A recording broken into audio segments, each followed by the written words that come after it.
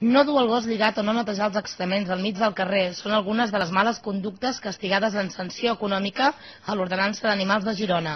La policia local ha imposat des de l'octubre 23 multes a propietaris de gossos que han incomplert aquesta ordenança, sancions que, en alguns casos, superen els 2.000 euros. Per això, l'Ajuntament ha ideat una solució per a aquells que no poden pagar-les.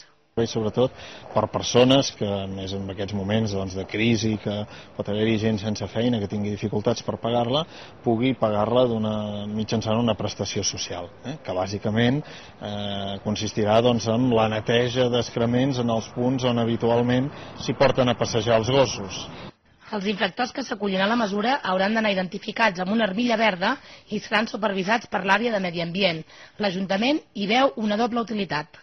Això d'entrada permet arreglar la situació econòmica d'aquesta persona que se li ha imposat una sanció sense haver-li de condemnar aquesta sanció i alhora jo crec que fa un efecte educatiu. No tots els gironins sancionats podran canviar la multa per la recollida d'excrements.